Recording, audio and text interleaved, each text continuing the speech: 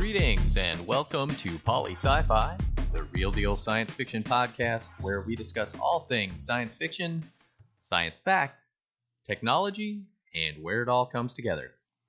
Today we're going to be discussing the sci-fi series Krypton, the supermaterial Graphene, and a classic movie pick. Join in on the conversation, go to Sci-Fi, that's P-A-U-L-Y, Hey, Paulie. SciFi.com, and post your thoughts on the feed in the podcast section.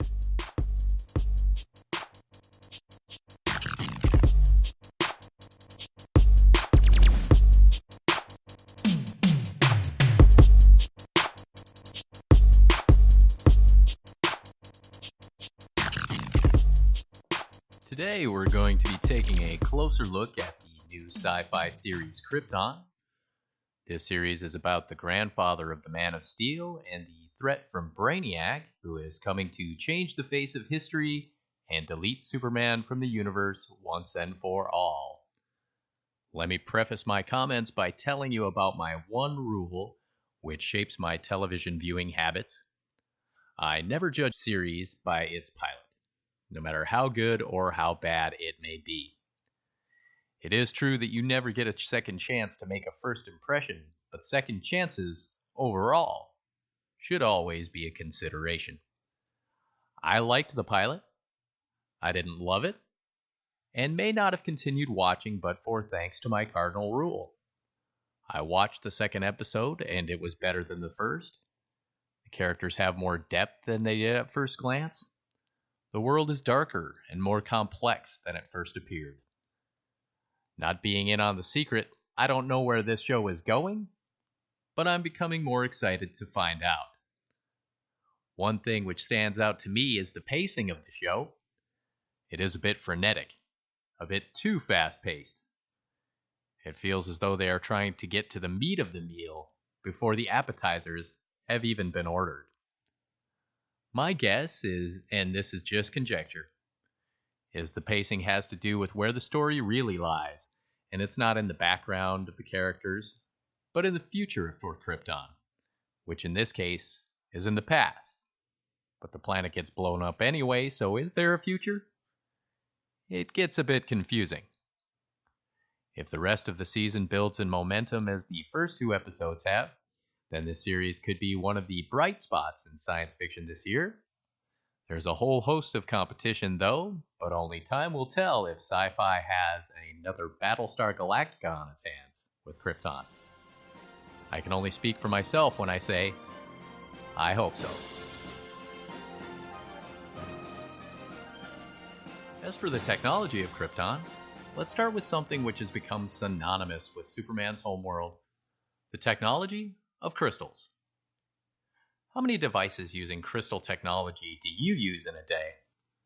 Personally, I use my phone, which contains multiple crystal components, my watch, my car, my garage door opener, my computer. Silicon is a crystal, and microchips are made of silicon. How many microchips do I use in a day?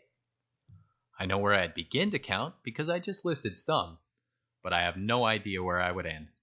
Maybe with the coffee pot. The crux of our technology is crystals and has been for decades. We use them in everything, but what will the technology of tomorrow add on top of the crystal revolution we have already experienced? Will another technology take over completely? There's been buzz around graphene for years now, and it appears as though its day is very nearly here.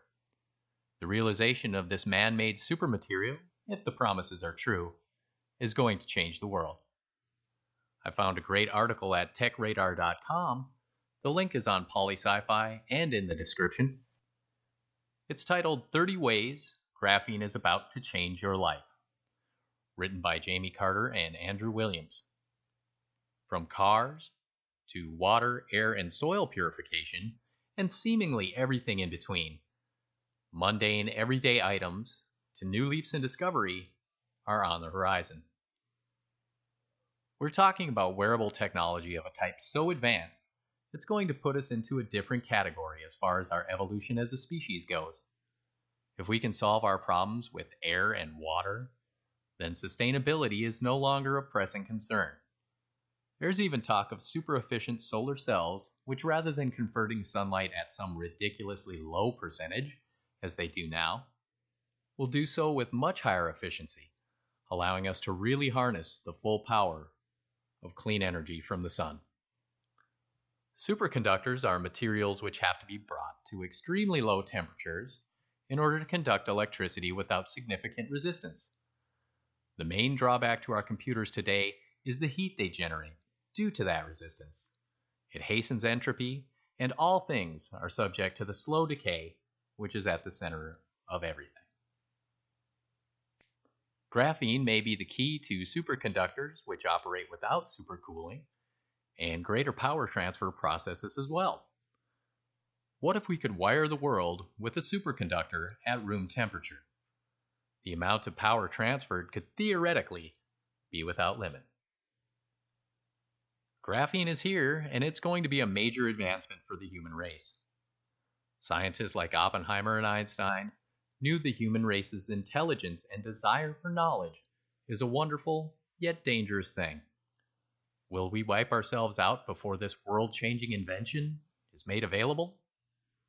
Will we kill each other before we get to realize the true potential of mankind? If some company is holding on to world-changing tech in order to maximize profits, keep in mind, there may be nothing left to profit from. The human race has been self-destructive since the get-go, and there may not be much time left if we don't change the world. And soon.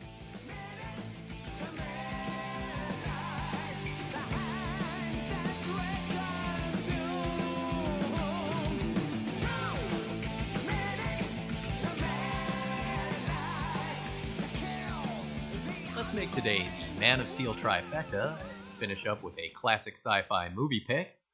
I'm talking about Superman's first foray onto the big screen, Superman the Movie from 1979. This science fiction film classic stars the late great Christopher Reeve in his most recognized role.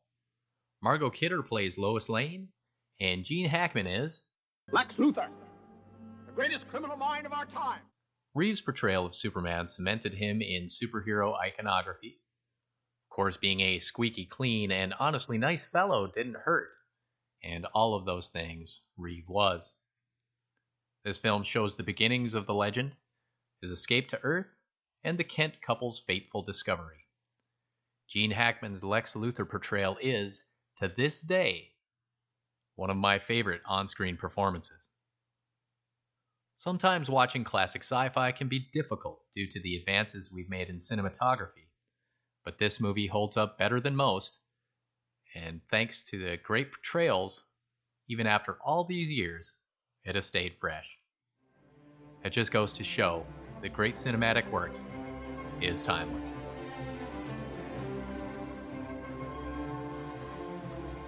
A few final words. Being a science fiction fan and an optimist, I have a vast storehouse of hope, and it's an idea you're going to hear a lot from me. I think the universe lies in front of the human race, and everyone I hear agrees technology will be our ticket to the future. I have piles of questions, but here's just one for now. How can the human race hope to evolve if half of the population doesn't believe it's even possible? Thank you for listening, and if you want to get in on the conversation, go to polyscifi.com. That's PAULYSCIFI.com, and post your thoughts on the feed in the podcast section. This is Poly Sci-Fi bidding you peace, prosperity, and a future filled with hope.